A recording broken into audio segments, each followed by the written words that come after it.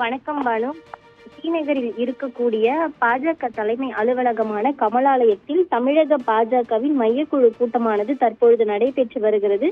இக்கூட்டத்தில் பாஜக மாநில தலைவர் அண்ணாமலை, பாஜகவின் பொறுப்பாளர் அரவிந்த் மேனன், இணை பொறுப்பாளர் சுதாகர் ரெட்டி மற்றும் மாநில நிர்வாகிகள், அதே போன்று பாஜகவின் சில முக்கிய மூத்த நிர்வாகிகள் இந்த நடைபெற்று வரக்கூடிய இந்த மையக்குழு கூட்டத்தில் கலந்து கொண்டிருக்கின்றனர். மக்களவை தேர்தல் தோல்விக்கு பிறகு தமிழக பாஜகவின் மையக்குழு கூட்டம் இன்று சென்னை தியாகராய நகரில் இருக்கக்கூடிய அக்கட்சியின் தலைமை அலுவலகமான கமலாலயத்தில் நடைபெற்று வருகிறது.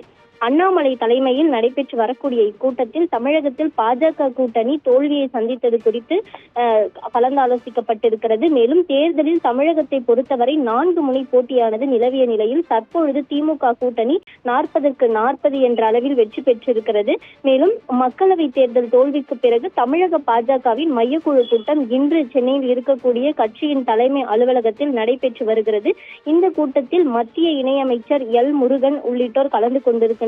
இந்த கூட்டத்தில் மக்களவை தேர்தலில் வாக்கு சதவீதம் சரிந்தது, அதே போல கேரளாவில் ஒரு எம்பி தொகுதி பெற்ற நிலையில் தமிழகத்தில் அனைத்து தொகுதிகளிலுமே தோல்வியை சந்தித்ததற்கான காரணம் என்ன என்பது குறித்தும் ஆராயப்பட்டிருக்கிறது. அதே போல கட்சியின் எதிர்கால திட்டங்கள், கட்சியில் இருக்கும் உட்கட்சி மோதல்கள் உள்ளிட்ட விவகாரங்கள் குறித்தும் இந்த கூட்டத்தில் ஆலோசிக்கப்பட்டிருக்கிறது. கூட்டத்தின் முடிவில் தோல்விக்கான காரணம் குறித்து அறிக்கை தயார் செய்யப்பட்டு டெல்லி தலைமைக்கு அனுப்ப இருப்பதாகவும் தகவல்கள் வெளியாகி இருக்கிறது. இந்த நிலையில் நடைபெற இருக்கக்கூடிய விக்கிரவாண்டி தேர்தலில் பாஜக கூட்டணியில் இருக்கக்கூடிய பாமகவில் இருந்து சி அன்புமணி என்பவர் வேட்புமனு தாக்கல் செய்திருக்கிறார். இந்த நிலையில் அவர் இந்த இடைத்தேர்தலில் போட்டியிடக்கூடிய நிலையில் கூட்டணி கட்சியை வெற்றி பெற வைப்பது தொடர்பாகவும் இந்த ஆலோசனை கூட்டத்தில் இனி ஆலோசிக்கப்பட உள்ளதாக தகவல் வெளியாகி இருக்கிறது. தேர்தல் தோல்விக்கு பிறகு நடக்கும் முதல் பாஜக கூட்டம் என்பதால் இந்த கூட்டம் மிகவும் கவனத்தை பெற்றிருக்கிறது. குறிப்பாக தமிழ்நாட்டில் மக்களவை தேர்தல் முடிவுகள் வெளியான பிறகு திமுக கூட்டணி 40 தொகுதிகளிலும் வென்றது குறித்து பேசப்பட்டதை விட பாஜக மற்றும் அதிமுக கூட்டணியானது அனைத்து தோல்விகளிலும் தோல்வி அடைந்ததால் பெரும்பாலும் விவாதிக்கப்பட்டு வந்தது, சமூக வலைதளங்களில் விவாதிக்கப்பட்டு வந்தது. மேலும் தனியாக போட்டியிட்டது சாதகமாக அமைந்துள்ளது என தமிழக பாஜக தலைவர் அண்ணாமலை கூறியிருக்கிறார். அதே போல தமிழ்நாட்டில் பாஜகவுக்கான வாக்கு சதவீதமும் உயர்ந்துள்ளதாக அவர் தெரிவித்திருந்தார். அதிமுக பாஜக கூட்டணி அமைந்திருந்தால் சில தொகுதிகளை வென்றிருக்கலாம் என பல்வேறு அரசியல் விமர்சகர்கள் தெரிவித்து வந்தனர். இந்த நிலையில் தமிழிசை சவுந்தரராஜன் தனியார் தொலைக்காட்சிக்கு அளித்திருக்கக்கூடிய ஒரு பேட்டியில் கட்சி வளர்ந்திருந்தாலும் பிரதிநிதிகள் இருக்க வேண்டும் என்பதுதான் கருத்து எனவும், கூட்டணி சரியாக அமைந்திருந்தால் 35 பிரதிநிதிகள் வரை கிடைத்திருப்பார்கள் எனவும் அவர் கூறியிருந்தார். மேலும் அவர் இருக்கும் பொழுது அவர் பாஜக தலைவராக, தமிழ்நாடு பாஜக தலைவராக தமிழிசை சவுந்தரராஜன் இருக்கும் பொழுது குற்றவாளிகளை கட்சிக்குள் சேர்த்திருக்க மாட்டேன் எனவும், ஆனால் தற்பொழுது சமூக விரோதிகள் பலருக்கும் பாஜகவில் பொறுப்புகள் வழங்கப்படுகிறது என்றும் அவர் குறிப்பிட்டிருந்தார்.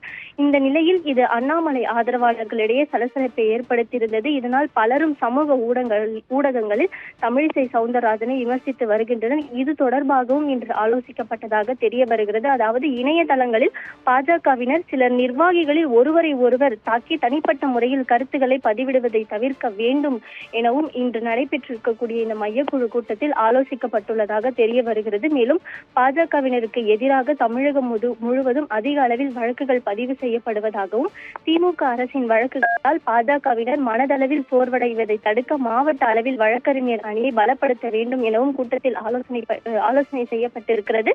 வழக்குகளால் பாதிக்கப்படுவோருக்கு சட்ட உதவிகளை செய்ய மாவட்ட அளவில் வழக்கறிஞர் அணி சார்பில் முயற்சிகளும் தீவிரமாக மேற்கொள்ளப்பட வேண்டும் எனவும் இன்று நடைபெற்றிருக்கக்கூடிய இந்த மையக்குழு கூட்டத்தில் ஆலோசிக்கப்பட்டிருக்கிறது. தமிழகத்தில் பல்வேறு கிராமங்களில் பாஜகவிற்கு கிளை அளவில் பொறுப்பாளர்களே இல்லை எனவும், வரக்கூடிய 2026 சட்டமன்ற தேர்தலுக்கு முன்பாக இதை அனைத்தையும் சரி செய்ய வேண்டும் எனவும் மையக்குழு கூட்டத்தில் மாநில தலைவர் அண்ணாமலை மற்றும் மேலிட பொறுப்பாளர்களிடம் மையக்குழுவானது மையக்குழுவும் நிர்வாகிகளும் தங்களது கருத்தை தெரிவித்திருப்பதாக தற்பொழுது தகவலானது கிடைத்திருக்கிறது. குறிப்பாக தேர்தல் முடிவுக்கு பின்னர் பாஜகவில் நிலவக்கூடிய முரண்பாடுகள், சலசலப்புகள் குறித்து இந்த ஆலோசனையில் பல்வேறு முக்கிய முடிவுகள் எடுக்கப்பட்டதாக தெரிய வருகிறது.